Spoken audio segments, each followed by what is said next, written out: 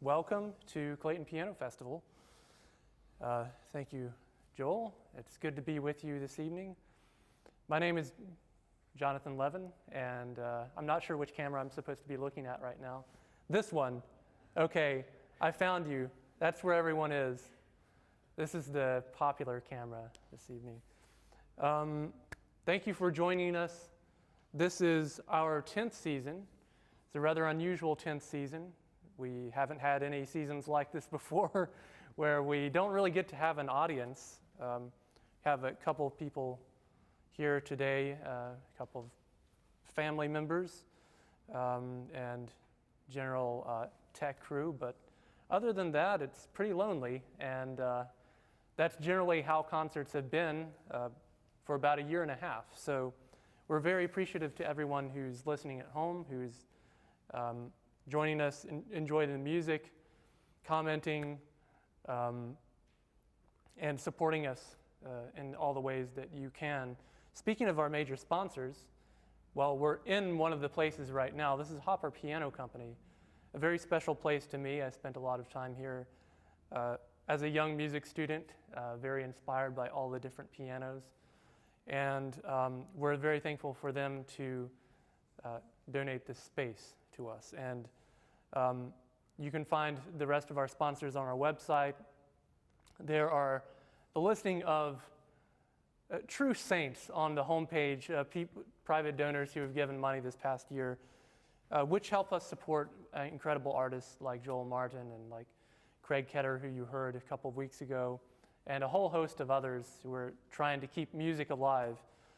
We'd also like to thank the Johnston County Arts Council for their generous donations this year.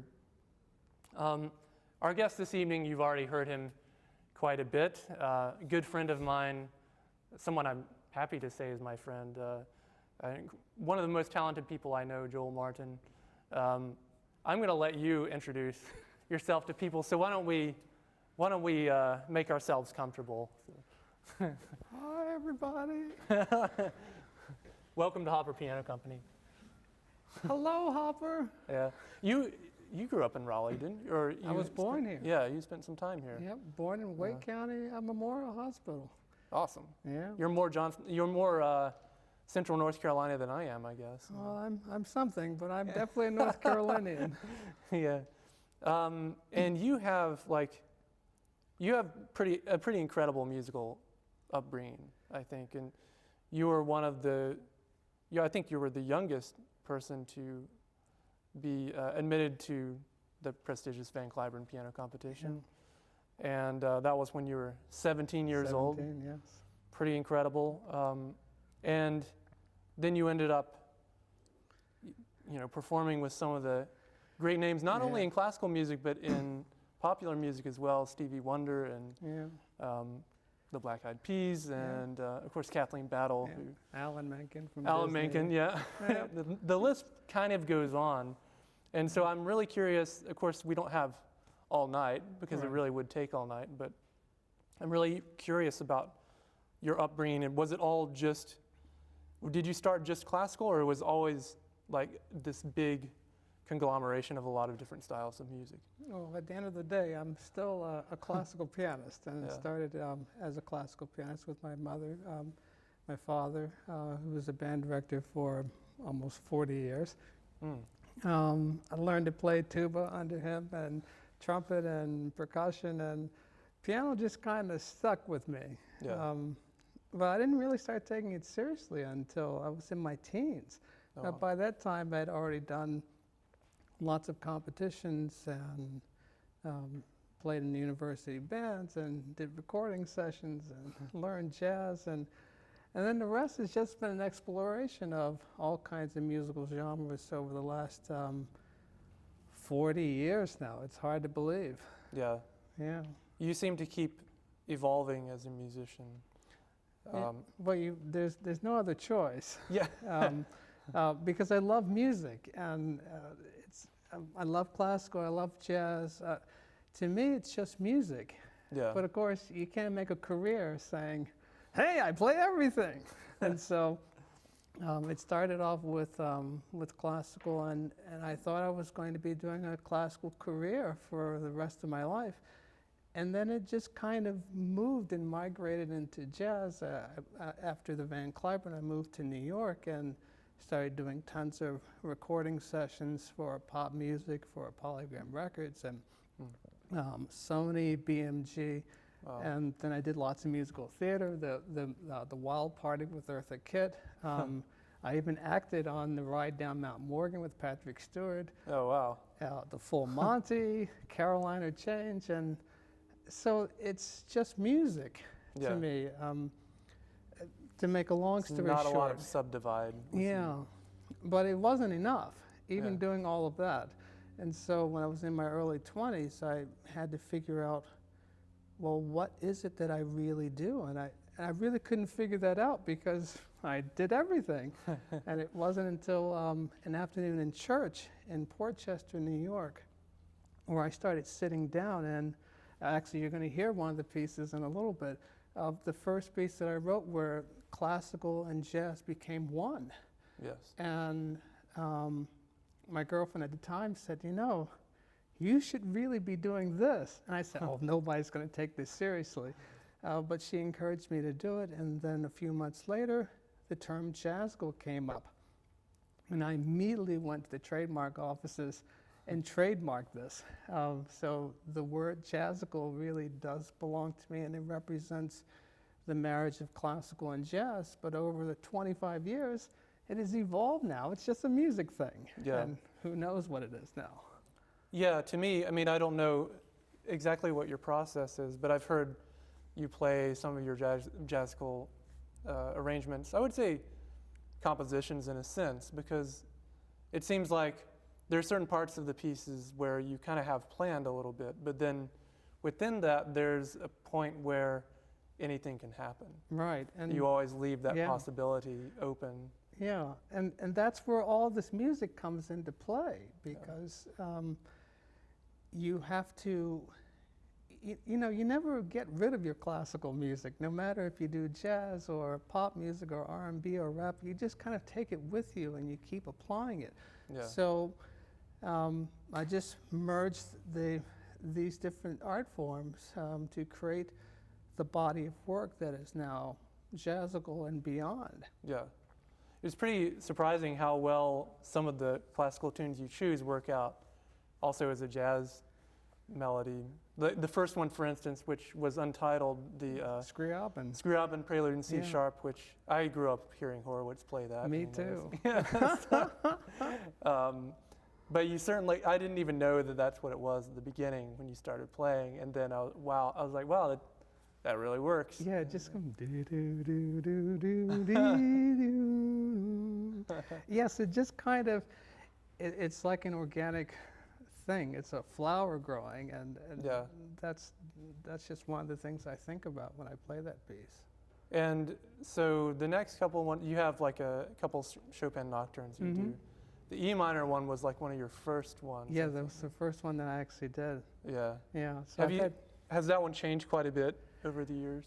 Or I would probably say yes and no. I've had 25 years to evolve with it. Yeah. So as with all things I do, of course I wrote things out, but the language of music is one of improvisation. And every great classical composer improvised on their work all the time. So if they were alive today, what would they be using? Exactly. Everything. They would use everything that was afforded to them in the same way that they did in 1600, 1700, 1800, and then they keep passing the musical football to the next guy who says, hey, I think I can do it better. Yeah. In a way, you're like an extension of the 19th century classical pianist. Yeah, I think so. Would kind of do like just what you said, improvise on the newest work. I know there are accounts of, I think Chopin didn't like this so much, but him hearing Liszt play like one of his nocturnes, and the first time he would play it more or less as written, you know, and then whenever he played it again, we knew it a little better, he would add all sorts of stuff. And I think maybe Chopin didn't like that so much, but I think it sounds great the way you Yeah. do it. Well, I just like I like playing. I like music, and I mean it sounds very trite and trivial when you say it. I love music. Yeah. But in this case, I really do. It just kind of, you know, I can say things in music into the piano that I can't tell a single soul, and know that I'm on solid, firm footing. That instrument will just talk back to me. Yeah. And we can just commune together. And who needs therapy? I just need to play my piano, guys. Well, what are the next few pieces you're going to play? The Jazzical pieces. So I can't remember what the order is. Yeah, it's all right. But I think know, the G minor. Yeah, the G first. minor Nocturne of Chopin, which I'll just, as a matter of course, do the original so you actually hear it, and Yeah. then you'll see what it happens. turned into. Yeah. Then a juxtaposition of Stravinsky L'Histoire du Soldat, the Grand Chorale, Yeah. that will go into the Chopin E minor Nocturne, which is the first piece that I ever wrote. Nice. Yeah. And then there's Debussy too, right? Yeah, then there's Debussy's Reverie, Which is, which is a whole other thing. Whole other thing. I'm looking forward to it. Oh, thank you, thank you. All right. All right, Let's do it. let's hit it, folks.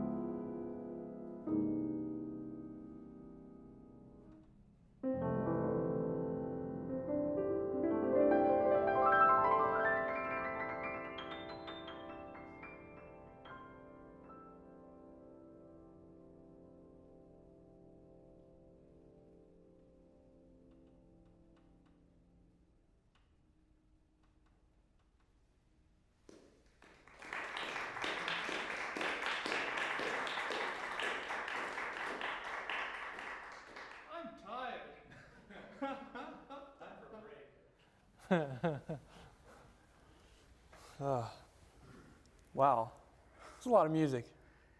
Yeah. You pack a lot of notes into just those arrangements.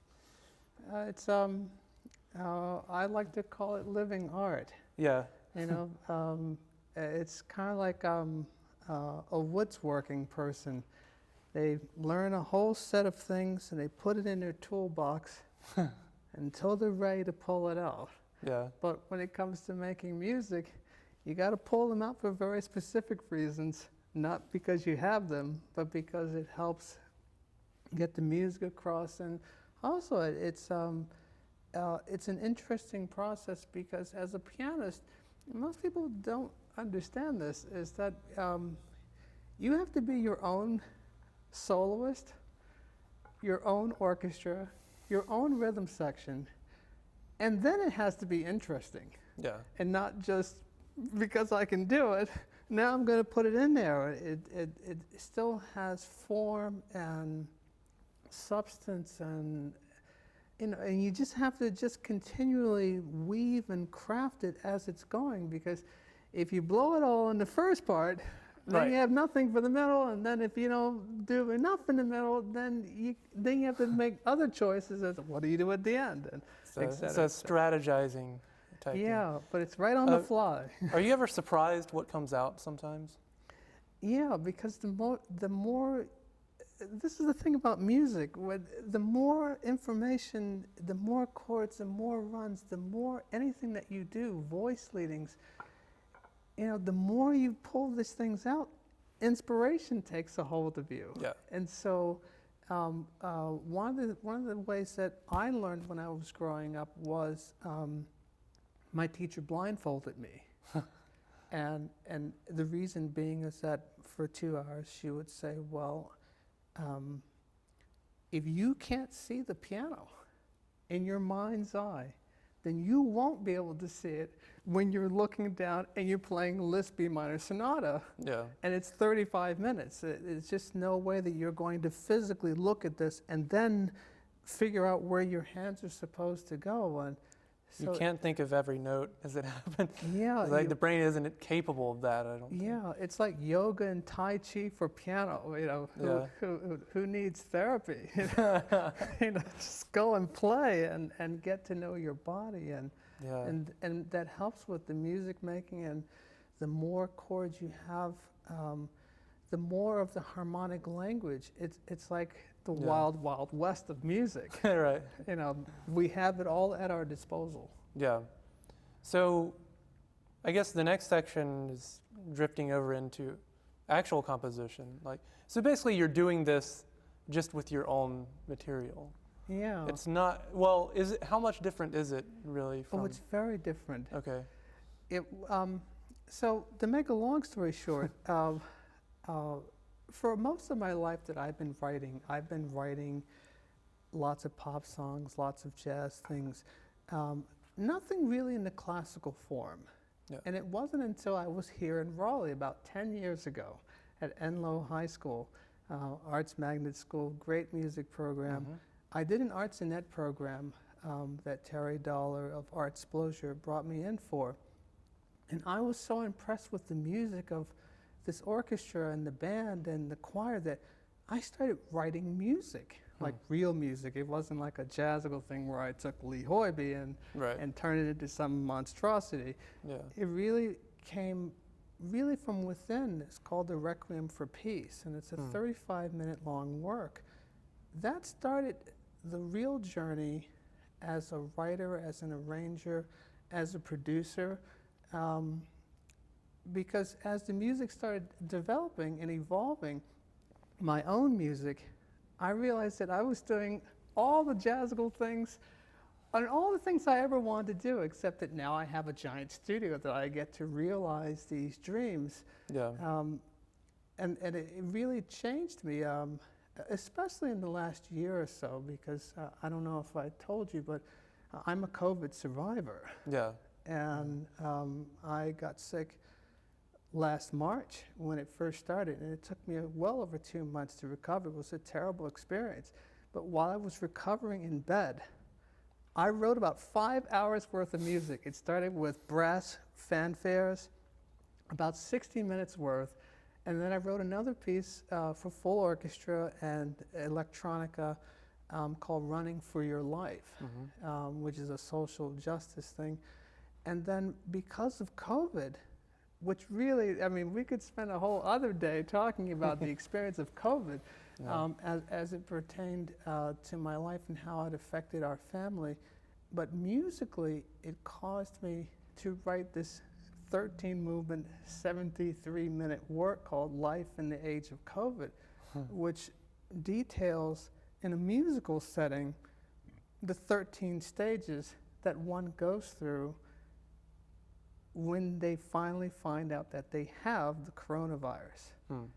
And what happens during this process right up until the fact when the doctor says you're going home. And there's a whole wealth of experience that comes from this. It really changed the music. It gave me form, it gave me meaning, it gave me, it's very hard to explain. But I was able to put all this music back in. And then the last part of this, then I wrote an opera, which happened before COVID, but then it really evolved right after COVID because I was ready to perform it, and I had a great ensemble to do it, and then all of a sudden it was dead. And COVID just kind of killed all that, but it gave me a chance to realize the orchestrations of it, the way I really heard it, and then I did this other thing, which I can only tell you is if it's okay if I show this. I think so. Yeah. Can we just move over to the piano? So I wrote this whole trumpet CD, and disclaimer: my wife is Russian, so I think like a Russian. I speak Russian. I do that Russian thing, folks. And I was thinking of Charles Aznavour, who is one of the most beloved songwriters, not Russian, he's French, but he is revered by Russians, and so I wanted to find a tune that was just like this. So it started with something very simple, like. Now you can hear that in almost anything, but then I had to put some special sauce in it.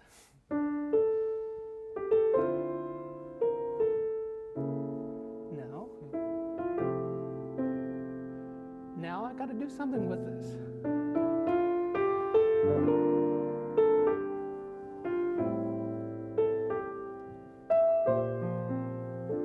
Now.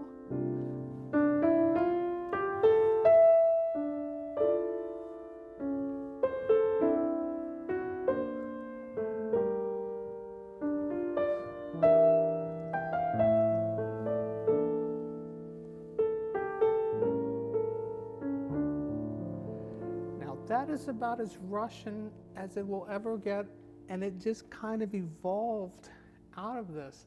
It's just like a Bach prelude or a Chopin Nocturne. I was thinking about all of this when I started writing, and then I needed something even more fabulous than that, so I said.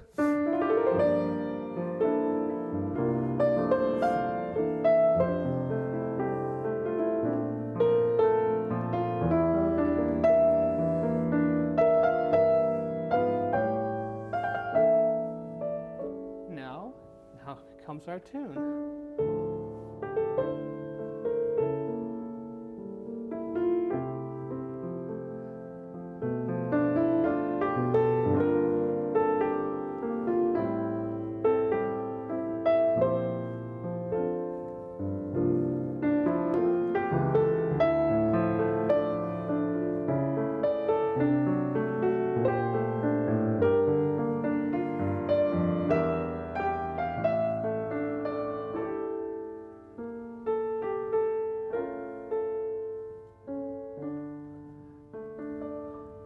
So I don't know whether or not America might like that, but I know somebody will, because it's really based upon all the things that I grew up with as a concert pianist, as a songwriter, as an arranger. you know, and to be able to do this and to be able to explore the mysteries of music, there's nothing like this in the world. I'll take the Pepsi challenge against anything. No one gets to create this kind of stuff on the fly like this. Yeah. It's immediate, it's right then and there, you know, and it's just, it's a real blessing. Yeah. Yeah. Wow, that's great. So, I don't know where we are with it. Are we good? Okay. This camera. All right. We're not used to switching things around so quickly, but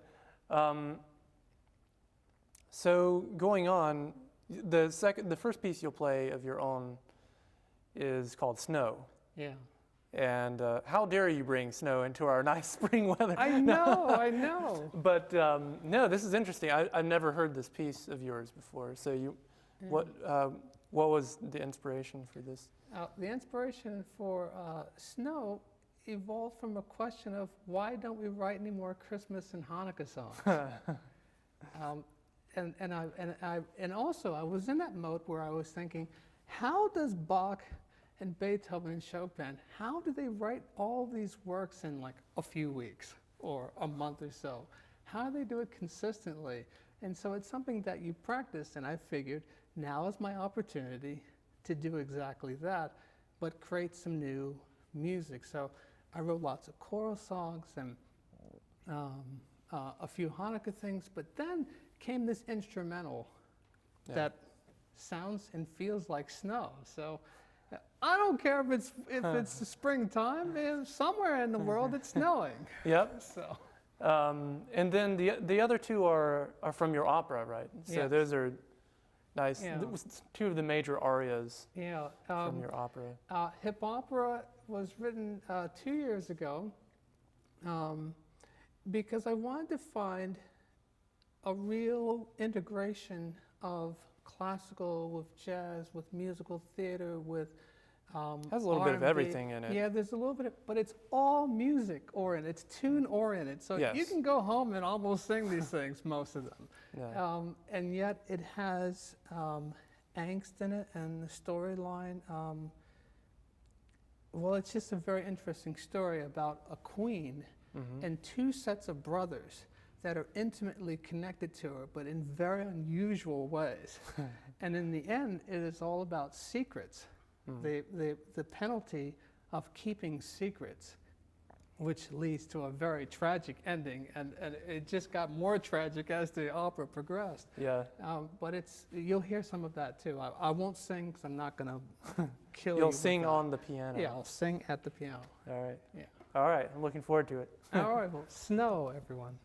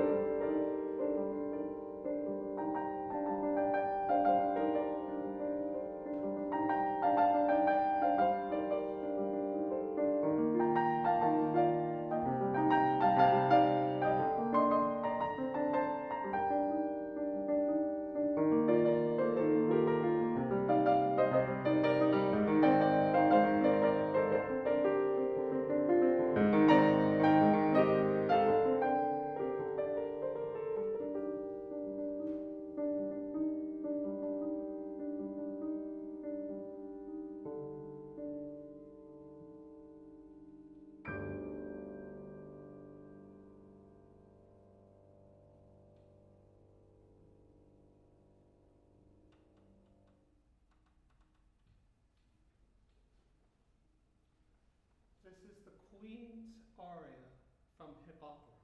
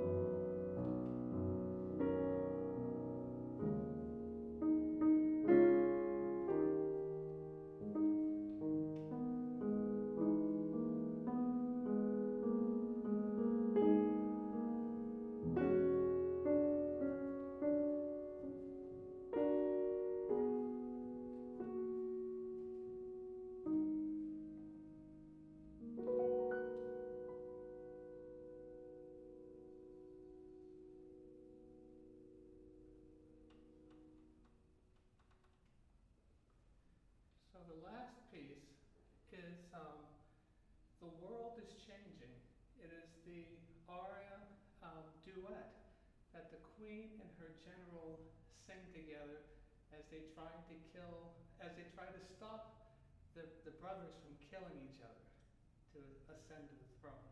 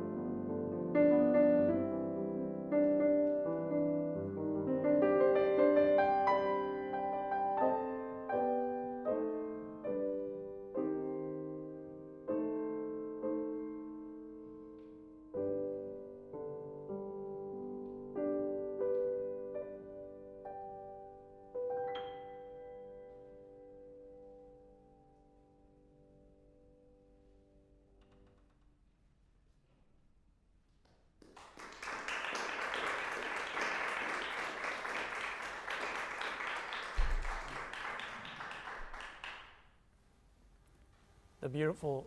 The last one is really beautiful. Oh, thank you. That's towards the end of the opera, isn't it? Yeah. Right before the big death scene, Yeah. where the brothers do fight and terrible things happen, and then finally the truth, which has been going on, finally reveals itself, and the brothers realize that they are in fact brothers, that the queen really is their mother, that she's been holding these secrets.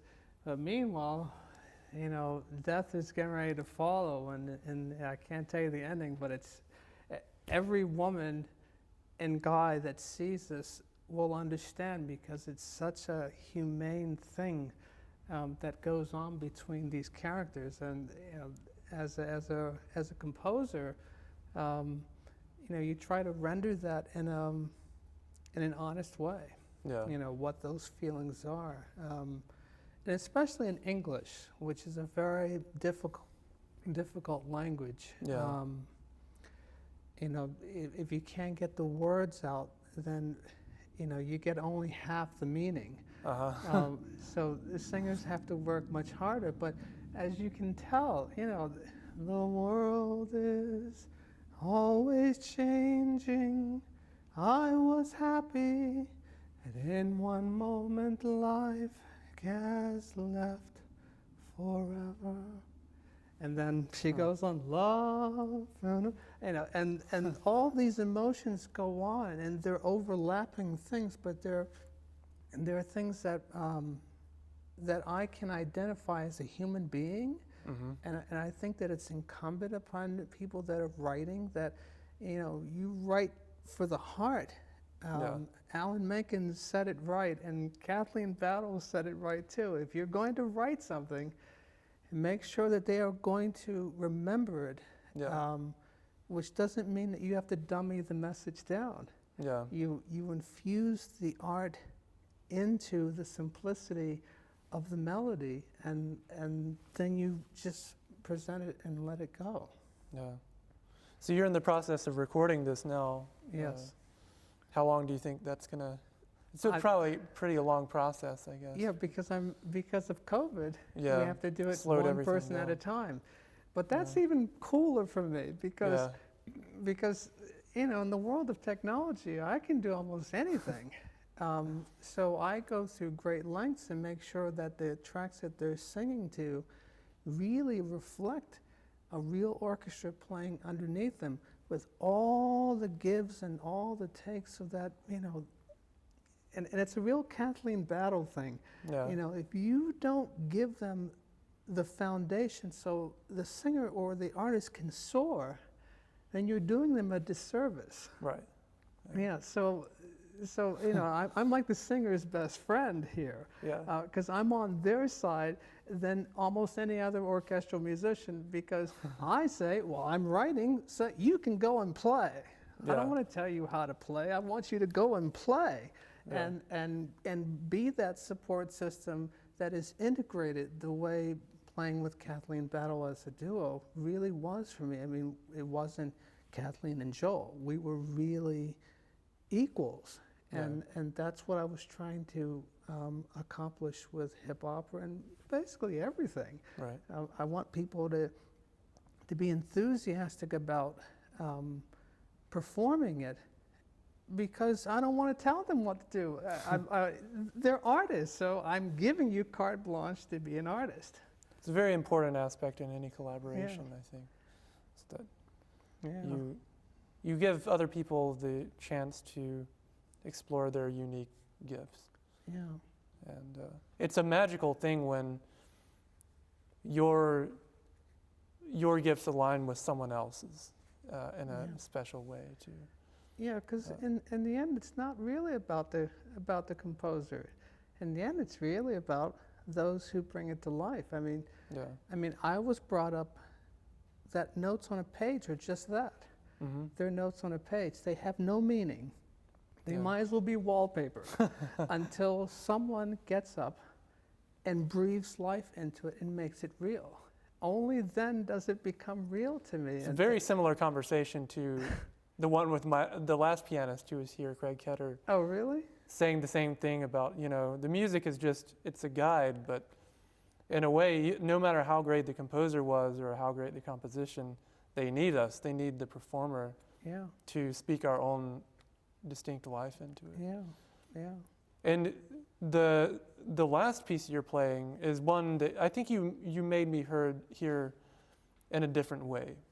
Oh. The Brahms A major intermezzo, which I played before, and I played that set, the Opus 118, in a concert, and I love those pieces. That one is, of course, is one of the most popular piano works of Brahms. It's one of the hardest ones. But I liked all the other pieces better, actually, in that set.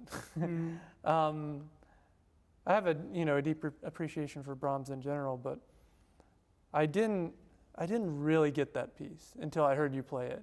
Oh. And then I kind of heard the unspoken potential of what that piece could mean, I think.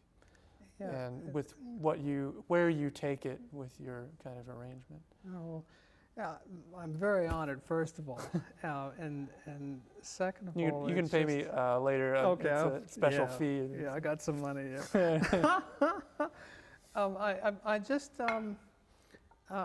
tried to speak from the heart. Not everything is meant to be jazzed up, and a lot of people do it. They do it because they just want to do it. Right. That's not a good enough reason to me. It has to make sense in an organic way, because if you destroy the song, then all you get is a lot of grief for it, and it really means that you just never understood the piece to begin with. Yeah. So all the pieces that I play as a concert pianist, I do in Jazzical. Those two worlds, they should not be differentiated. To me, it's all the same. Yeah. It's music, and the responsibility, the onus is on the musician, to be an artist and render this thing in an honest and truthful way, whatever that means, and bring the audience along so that they can understand it. Because it's not when an artist plays, they're not trying to satisfy an audience. They're trying to bring the audience on a journey. And the only way you can do it is by serving the dish right. Yeah. If you don't serve it right, they're not going to take that bite, and they're certainly not going to go for a second helping. So I like that. I think that should be a thing. If they're not going to serve it right, if you're not going to serve it right, they're not going to take that bite. Oh, that's a good one. It's a new thing, yeah. All right, I'll give you Trademark. credit for that one. Okay. No, I'm going to write a song about that. Right. Well, I'm looking forward to this bite of music. Well, thank you, sir. And thank you for being here. It's really been an honor, been a pleasure. And I hope that great things continue to come to you in these next few years. So. I'm just happy to be here. I'm happy to do what I do and spread the love of music. Me too. Well, enjoy. All right. Brahms Intermezzo in A.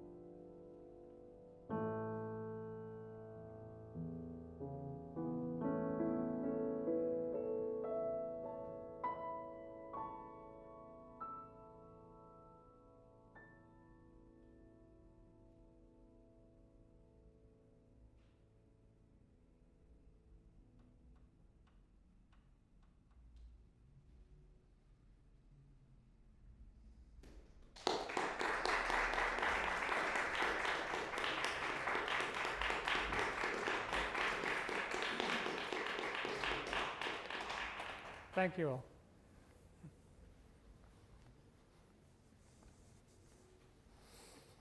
Thank you so much, Joel. It's really great to have you here.